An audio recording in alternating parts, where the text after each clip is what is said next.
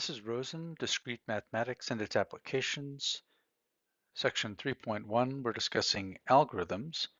And here we talk about the binary search algorithm.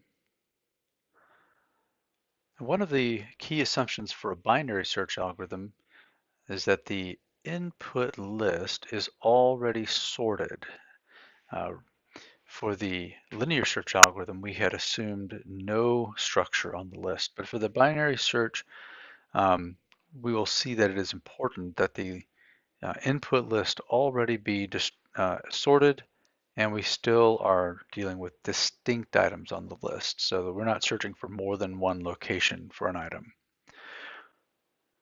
We are still looking for something in particular. Here we're calling it X. We want to start looking for X in the middle element of this list. Just like when you're playing guess the number between 1 and 100, you always start at 50. Well, when we're going to look for X, we're going to start in the middle of the list and see if that's it. And if that middle element is lower than X, the search proceeds with the upper half of the list. If it is not lower than X, then we'll continue to search with the lower half of the list. In this case, we'll include that middle element. We're not checking equality in this step. We're only checking, is it lower or is it not lower? And we'll continue to pare the list down until we get a list of size 1. If that element is what we're looking for, then its position is returned as having found X. If that list of size 1 element is not X that we're looking for, then we'll return 0 as indicating it is not on the list at all. And when we have a sorted list, the binary search algorithm we will show is much more efficient than a linear search. All right, here's the pseudocode that describes the binary search. We have our procedure, and then our name, binary search. Here's X that we're looking for, and here's our list of increasing integers.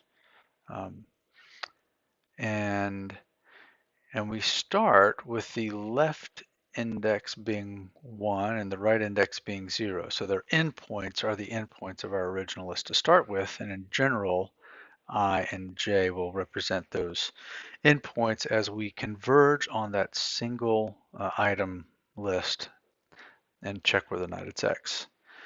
I will use a while loop to do all of these steps.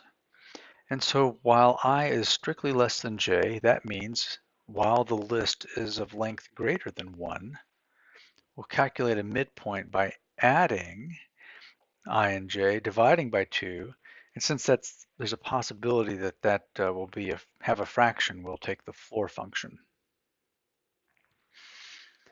And then we check, we say, is that element lower than x that we're looking for? Is x greater than that element?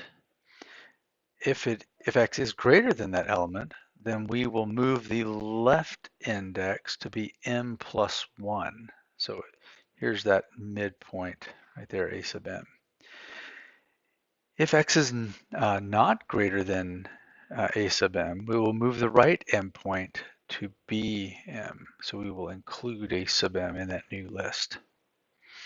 Okay, and we'll continue to shrink the size of the list using our loop and continuing to find a midpoint to eventually, when I is only 1 less than j, then we'll check a sub I, and then if a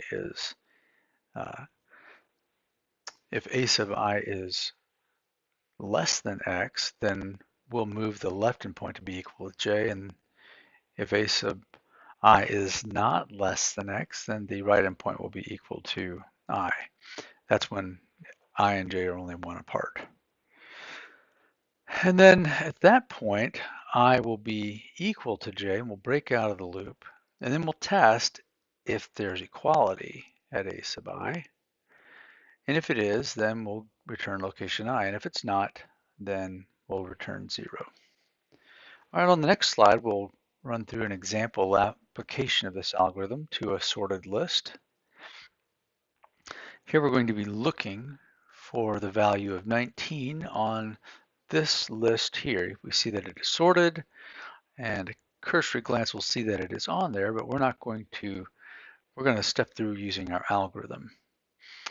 And it has 16 elements, so I is going to be equal to 1, j is going to be equal to 16. 16 plus 1 is 17, divided by 2 floor function is 8, so the midpoint is 8. And the value in the 8th position is 10. And since 19 is greater than 10, we're going to move the left index to the 8 plus 1 value of 9. We're going to maintain the right index to be 16. And there's our new list. It goes from position 9 up to position 16, values of 12 through 22, whatever we have on the list.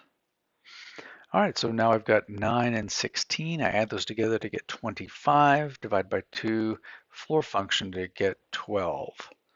So now 12 is the new midpoint, and it has a value of 16. 19 is greater than 16, so we're going to move the left index to 13.